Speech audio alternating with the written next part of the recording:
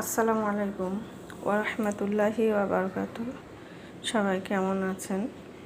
দোয়া করছি আল্লাহর কাছে সবাই ভালো ও সুস্থ থাকুন। আপনাদের দোয়া আমিও ভালো আছি, আলহামদুলিল্লাহ, শুকরিয়া। তো আজকে আপনাদের সামনে একটা মজাদার খাবার নিয়ে হাজির হয়েছি। সেটা হচ্ছে আমি আলুর ঘাটি রান্না করব।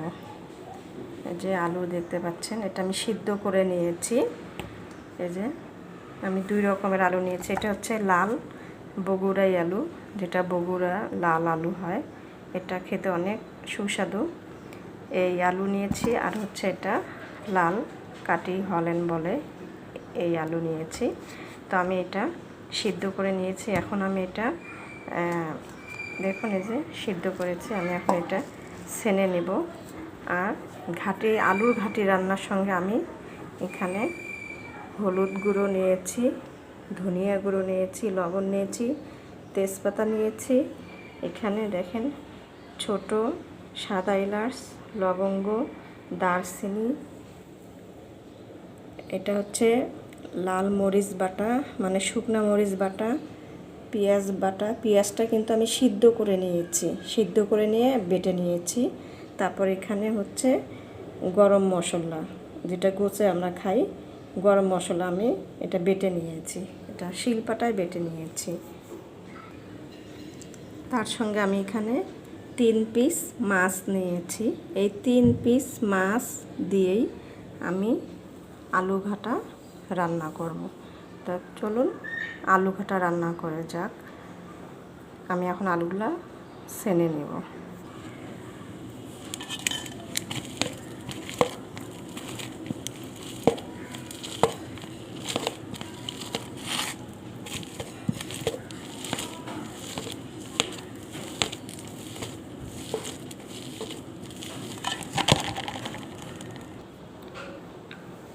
আমি আলুগুলা এই দেখুন একদম মিহিন করে নিয়ে নিলাম। এর মধ্যে এখন আমি পানি দিয়ে দিব।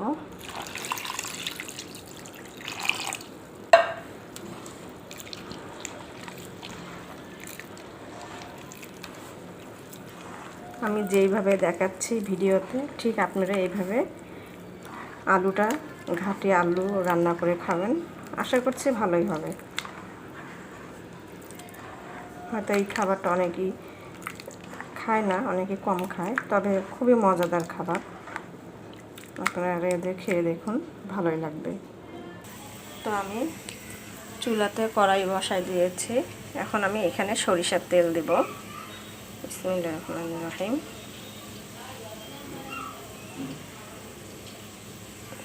সরিষার তেল দিয়ে দিলাম। এখানে আমি এখন কাঁচামরিচগুলো দিয়ে দিব।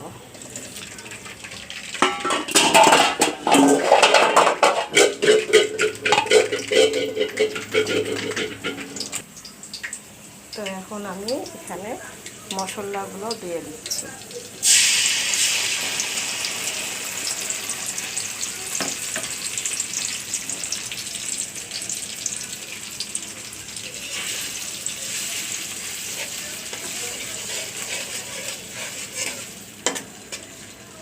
মশলাগুলো দিয়ে দিলাম। এখন আমি এখানে সব কিছু, এই দেখুন হলুদ গুঁড়ো, জিরা, ধনিয়া গুঁড়ো, দারচিনি, তেজপাতা, লবণ, এগুলো দিয়ে দিচ্ছি।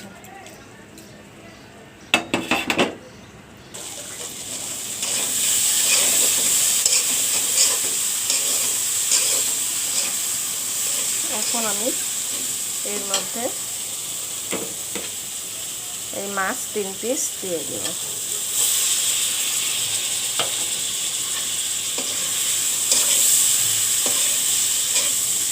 এখন এই মাছ 3 পিস আমি ভালো করে কষিয়ে নেব।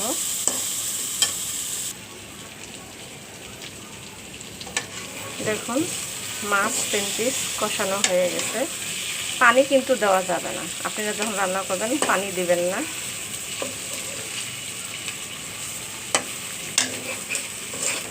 দেখতে পাচ্ছেন আমি তো পানি দেইনি।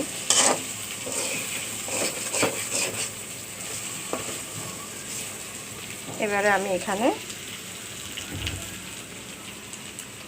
এই যে আলুর ঘাটাগুলি আমি দিয়ে দিব।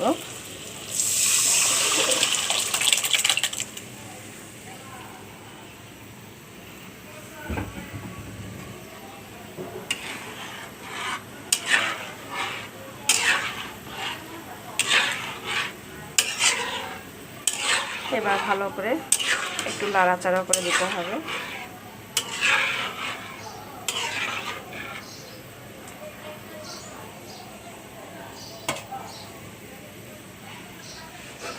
এবার আমি ঢেকে দেব।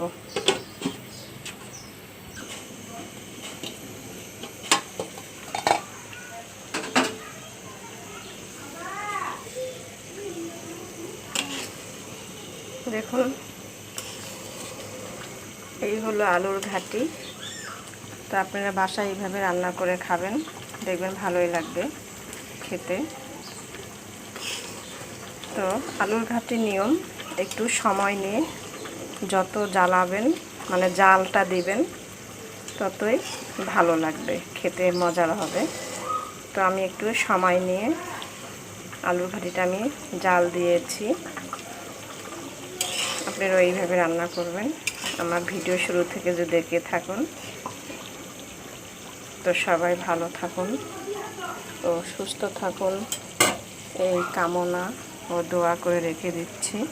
আসসালামু আলাইকুম ওয়া রাহমাতুল্লাহি ওয়া বারাকাতুহু।